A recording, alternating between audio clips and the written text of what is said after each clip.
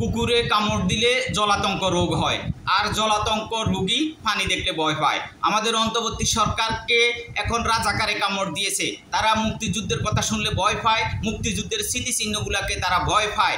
গত 1 বছর যাবৎ এই অন্তর্বর্তী সরকার মোহ সৃষ্টি করে বাংলাদেশের মুক্তিযুদ্ধের স্মৃতিচিহ্নগুলোকে তারা নষ্ট করে দিয়েছে, ধ্বংস করে দিয়েছে এবং মুক্তিযুদ্ধকে তারা নানাভাবে বিতর্কিত করেছে। তারা বাংলাদেশের স্বাধীনতাকে তারা সহ্য করতে পারছে না, মুক্তিযুদ্ধকে তারা সহ্য করতে পারতেছে না।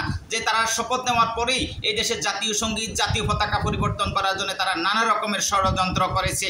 কারণ এই অন্তর্বর্তী সরকার 1971 সালে যে 30 লক্ষ মানুষ প্রাণ দিয়ে দেশটা স্বাধীন করেছে, তাদের রক্তের সাথে বেইমানি করেছে। অন্তর্বর্তী সরকার তখন 2 লক্ষ মা বোন ইজ্জত দিয়ে দেশটা স্বাধীন করেছে, তাদের ইজ্জতের সাথে অন্তর্বর্তী সরকার বেইমানি করেছে। শুধু তাই নয়, 5ই আগস্ট অসংখ্য ছাত্র জনতা রক্ত দিয়ে এই দেশে বৈষম্যহীন শোষণমুক্ত সমাজ গঠনের তারা যে স্বপ্ন দেখেছিল, অন্তর্বর্তী সরকার 5ই আগস্ট ছাত্র জনতার রক্তের সাথে বেইমানি করেছে। এই অন্তর্বর্তী সরকার দিয়ে এই দেশে সুষ্ঠু নির্বাচনও সম্ভব নয়, এই দেশের সংস্কারও সম্ভব নয়। অন্তর্বর্তী সরকার যত তাড়াতাড়ি বিদায় নেবে ততই এই জাতির জন্য মঙ্গলজনক হবে। অন্তর্বর্তী সরকারে এখন সামনে একটাই রাস্তা খোলা আছে, সেটা হলো তারা মহামান্য রাষ্ট্রপতির কাছে পদত্যাগ করে তারা বিদায় নেবেন। এটাই বাংলাদেশের মানুষ এখন চাচ্ছে।